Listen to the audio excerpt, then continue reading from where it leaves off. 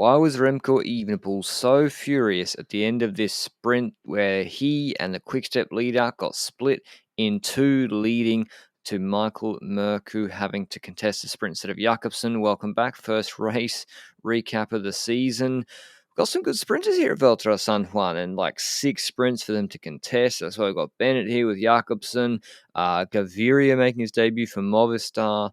He's got, I think, Rachel Costa on the front, and this is Lipovic, young German climber, on the front for Bora. I thought it was Jonas Koch for a second, but I had to check it. It's Lipovic, new Neo Pro Sagan's here as well for Total Energy, popping his head out with Daniel Oss. Igitas, Bora's GC leader, Welsford for DSM. So really, quite a few of the best sprinters in the world. And you see DSM moving on the left-hand side. Quickstep got mostly a lead-out train for Jakobsen, plus Jan Hirt for Remco, and they're kind of moving up on the right-hand side now. Jan Hirt decided to do a pull at this point, and it's a flat sprint, but it's pretty technical in the run-in. Daniel Oss on the front for Total Energy, and as I said, DSM looking pretty good. But, even a pull, he's really strong in the lead out, but sometimes, we saw in Algarve maybe last year, he's put Lampard into difficulty because he's so aero, he doesn't provide that much draft behind him. But here is the quick step lineup for the race. Got Hirt, Evenepoel, Lampard, Mørkøv,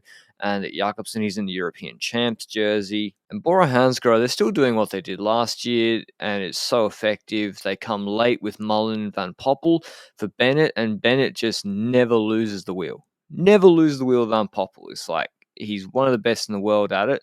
They come late and fast, and it's been very effective, particularly in the Vuelta last year. And they let sort of DSM just basically control the race in the front, and then they move up when they want to. But here's a right-hander, and here's where the problems start. So Evenepoel loses the wheel of, I think it's here through that corner, but I feel like they almost could have gone to the other side of the road here, as in they were allowed to. Obviously, they're going to corner, wide, apex wide, so it's no surprise they've gone to the far side of the road. But I feel like they were almost supposed to go on the inside of this corner here. Evenepoel eventually catches up to, I think, Hirt, and then starts his pull. We've got more than 1,500 meters to go at this point, so just disregard that in the top left. And so, I wonder, you see all the spectators, they're on the other side of the road, not just on the divider, they're like on the other side. Are they already supposed to be on the other side of this divider? Because you look at the race vehicles and the convoy, it's on the other side too. And a lot of the spectators seem to be on the other side, which we'll see in a second. But obviously, through that corner, they're always going to go wide. So Evenepoel's just drilling it on the front. He ruins DSM's lead out, as he is wont to do. And he's on the other side of the road. And they're going to go under a motorway, highway. What are they called in this part of the world, or in America, or I don't even know what they're called in Australia, but they're going to go under an underpass, overpass, and then they're going to have to go right. But there's no real clear indication of what they're supposed to do. And here, these cones are confusing me in that if they're not supposed to be, I don't know what side of the road they're supposed to be on at this point. Probably the side they are on.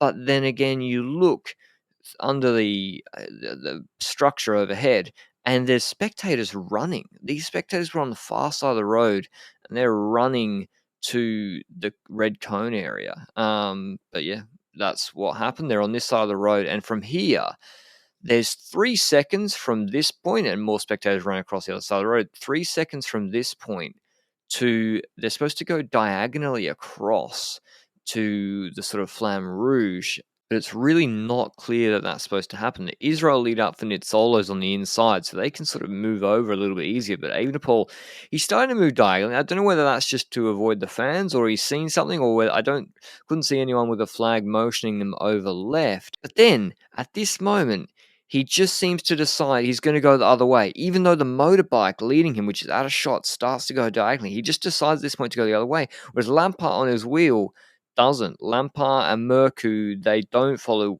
They sort of separate from Evenepoel at this point, and Jakobsen's just on Mørkøv's wheel.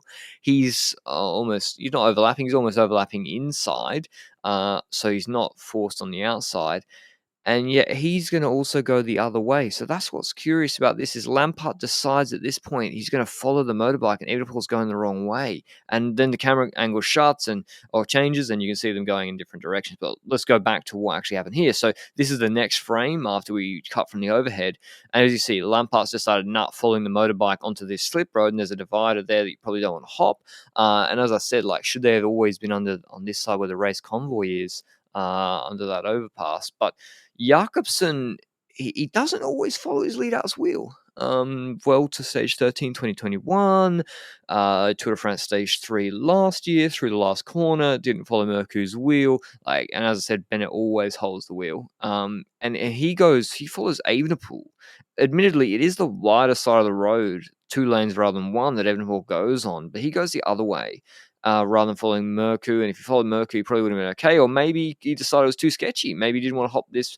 He saw people you're about to see people come to shot here in this divider. Maybe he didn't want to crash into people at 65 kph. I don't know. And at this point, he lost so many positions because Evenepoel stopped his lead out.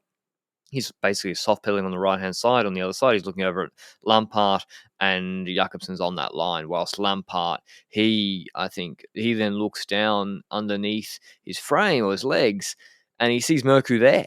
So he thinks, well, Mercu's there. I mean, he can't see through a million people, and he sparks it because he presumably thinks the train is intact. And then the other side of the road, they can't duck back in quickly despite the road furniture ending because there's this woman standing in the middle of the road. So they actually have to go around her, and then they probably lose a few more positions, and then there's another divider. So I don't even know if Jakobsen really ever got to slot back in. Anyway, that's his sprint over. I think there was maybe a crash with Bernal and Iggy in the last 3Ks too. Israel go a bit early, then Quick Step have Mercu basically going for the sprint. He knows Jakobsen's not there. Cuts to Van Poppel doing what Van Poppel does best lead out man in the world. Drops Bennett off, drops him off inside with one spot to the barriers, and then Van Poppel keeps sprinting to occupy space in the draft of Bennett or in the draft of Mercu, which just makes Nizzolo have to go the long way around just a little bit more. Bennett's going to win anyway, but it makes a difference in the long run to do that. But that's why Van Poppel is the best, and Bennett's in good shape. So I can't wait for UAE Tour if there's going to be the Sprinter Royale there. But I mean, we've got 5 more stages here. Jakobsen, Bennett, who are in good shape. I can't wait to watch those two go head to head, and Nizzolo's looking a bit sharper than last year too. Gaviria, I'm not sure what happened in the sprint. Viviani a fair bit back, but yeah, Evenepoel not happy at the finish. Probably justifiably so. I mean, thank God he didn't make a split-second decision like careen into the spectators, whilst Abner Gonzalez does some chiropractor work on himself. But yeah, Evenepoel went to the race commissaire or organizer afterwards, showing the photos, saying like, what was that? So hopefully everyone has a safe week. We'll be watching the big GC battle between Superman and Remco on the one mountaintop finish in this race. But for Bennett and Bora, runs on the board early on in the season. The double post up is what they'll be loving to see. And yeah, I might see you with a few other recaps later in the week. Till then, ciao.